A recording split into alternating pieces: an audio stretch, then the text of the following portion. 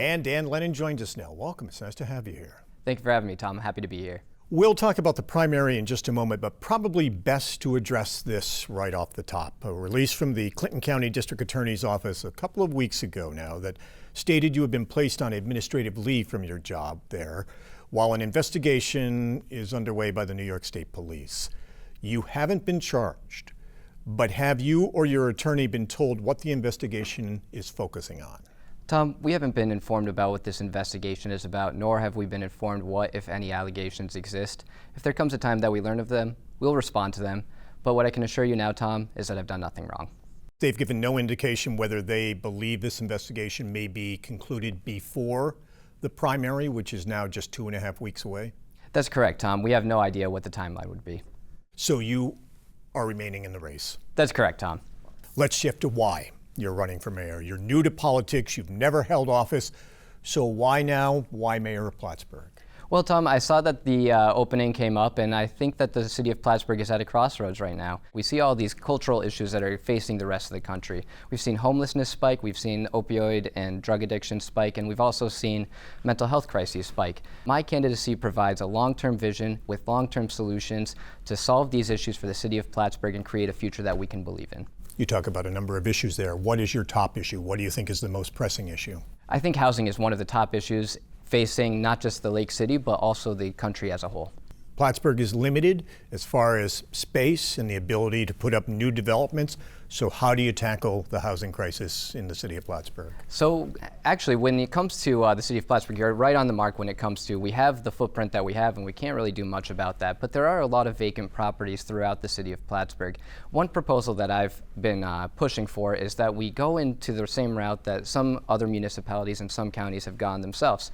Like Albany County, they have this program where they take vacant properties that have gone delinquent for over a year or about that time period. They reclaim that property, sell it to their local housing authority, and then the local housing authority, through a partnership with the city or the county, will then flip that house to an entry-level home ownership family. So like a lower income working class family, and they give them an on-ramp so that way they can have a successful on-ramp into home ownership. We put a new family on the tax base, we get them housed, and we get them some stability in their lives. Is that something possibly Plattsburgh Housing Authority would be able to do? So I've spoken with the Plattsburgh Housing Authority Director Mark Hamilton, and we've talked about that idea, and I think that we would have a great partnership.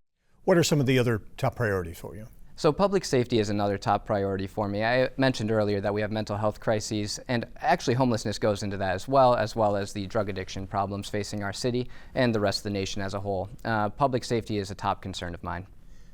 There is no shelter or facility to help with homelessness or to help with people who are in mental health crisis. A number of other counties around New York now have such facilities. Is that something you think the city of Plattsburgh should have? We certainly should, because it doesn't just help those that are in crises. I hate to throw Burlington under the bus here, but there is some issues with homelessness there, and it's never a great part of public life nor quality of life to have people out in the street and using drugs. So I think it would actually benefit not just those that are in the crises, but those that are in the surrounding community that aren't facing those crises, because you don't want it to be front and center. You want to be remediating those issues and solving them.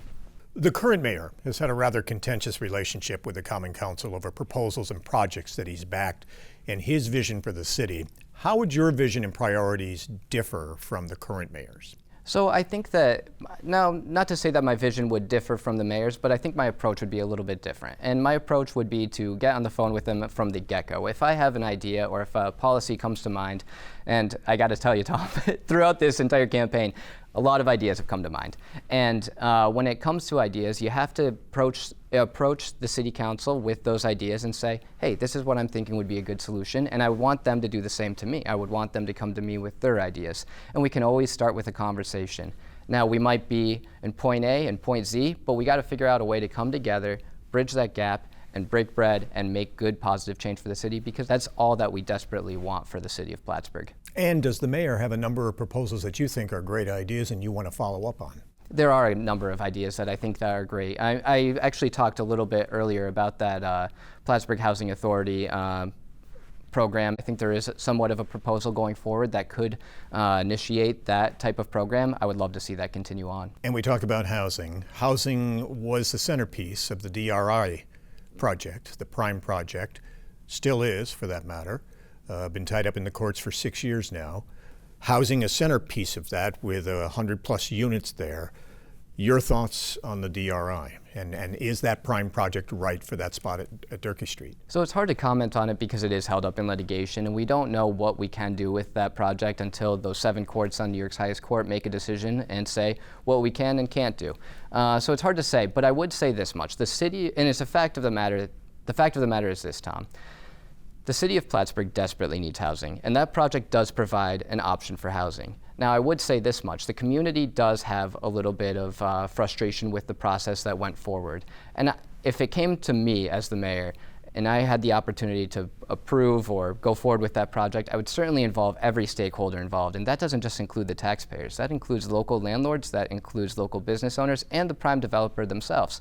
We need to come together on a consensus that's a common sense solution for the rest of the city, so that way we have a solution to the housing problem that everybody can feel comfortable with. Are there parts of that project right now that you would change, that you would tweak, that you think would make it better? So one issue that I think that has come up with the project is the size of the project itself. I would like to see the size of it maybe adjust a little bit, but again, that's a conversation that we would have to have with the developer. A lot of the community is upset about the potential loss of the parking there, the Durkee Street parking lot.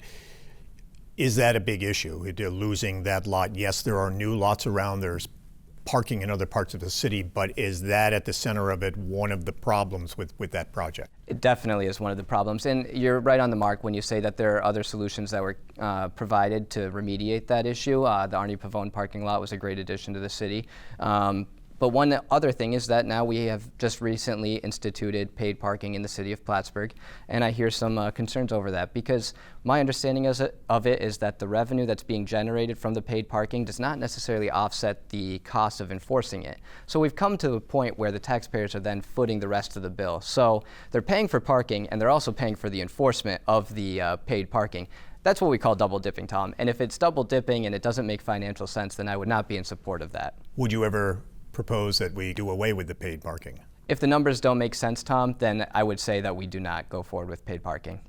What about the proposed hotel on the waterfront that the mayor supports? Do you support moving ahead with the sale of that lot to the developers who want to build a 125-room hotel on that site? I think it's an A-plus decision, Tom. I think the waterfront development is a great idea, and the reason I say that is because there's an old phrase, you kill 2 birds with 1 stone. This one kills 10-plus birds with 1 stone, because first and foremost, it would be over $1 million in the sale of the land alone that's provided to the city. Now, one of the common concerns I hear throughout the city is that their house assessments are going up and their taxes are going up. Now, we don't want to cut services, and we certainly don't want to cut employment in the city. So one thing that I've been proposing is that we broaden our tax base, and this is the perfect opportunity to do that because the city, at its assessed value, would be getting close to $450,000 annually in land tax alone from that development. And that would be enough to lower the burden on taxpayers and provide the city with its first hotel, at least of its kind right now, and certainly the first full-service hotel in Clinton County. Do you think the downtown needs a hotel? I think it does. I think it desperately needs a hotel, and you go around and you talk to the local business owners, it's something that they all yearn for as well because it would benefit their business and our economy. You expressed some frustration a couple of weeks ago that the city didn't get in an application for a Restore New York grant seeking $2.5 million to help renovate the former Key Bank on Brinkerhoff Street into a boutique hotel. Do you think that was a missed opportunity? I think it was a big missed opportunity, Tom, and it's not necessarily about the project as much as it is the process and our standing with the state. Was tearing down the Crate Civic Center a mistake?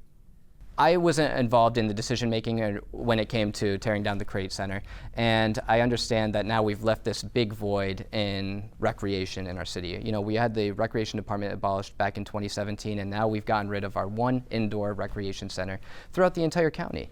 And I would like to see a new recreation center developed within the city of Plattsburgh. I will say this much, it doesn't necessarily need to go in the old location where the Crate Center once stood. Another location would be actually on the harbor side where the Waterfront Hotel would go. And there's enough space and enough real estate to put both there. If you're not going to put that at the location of the old Crate, What do you envision for City Beach? Well, I want the City Beach to be thriving and as public as possible. And I don't necessarily agree with the idea of charging city residents for the City Beach. I think it's fine to charge out of city residents to use the City Beach, because then we can start generating some revenue for a beautiful location for a beach. There was a study a few years back that looked at the possibility of putting an amphitheater there, maybe even some sort of a natural history museum or site like that. Either one of those things that you think would be a good idea? So we would have to do a feasibility study, Tom, to just decide whether or not that would be a good location for it, if we have the foot traffic necessary to do it, and if we have a developer that wants to come in and put an amphitheater in that location. I think it would be great to develop more throughout the city, and that might be the perfect location, because when you think about it, that's like the closest location to the ferry that's in the city footprint. So we have people coming from Burlington, Vermont to come right down to there. It's right off the highway from Montreal, so people coming from Montreal to go to the amphitheater. It's actually in a perfect location for something like that. What would be the biggest change you would make as mayor? Oh, biggest change, that's a tough question. The biggest change that I think I would make is that there's actually going to be long-term vision and continuity in office. I'm 29 years old, Tom. I plan on doing this for the long haul if I get elected and re-elected if possible, and if the citizens of Plattsburgh so decide to vote me in. The city of Plattsburgh has been, unfortunately, subject to, I guess you could call, stopgap mayors for the past 3 terms at this point. We've had one-term mayor after one-term mayor after one-term mayor. It hurts the city when we don't have continuity, and that's something that I would like to bring back to the office, at least in City Hall, because the city thrived when it had continuity under Mayor Rabideau and Mayor Stewart. If you lose the primary, will you consider staying in the race and running on the Working Families Party line? Well, Tom, I'm going to win the primary.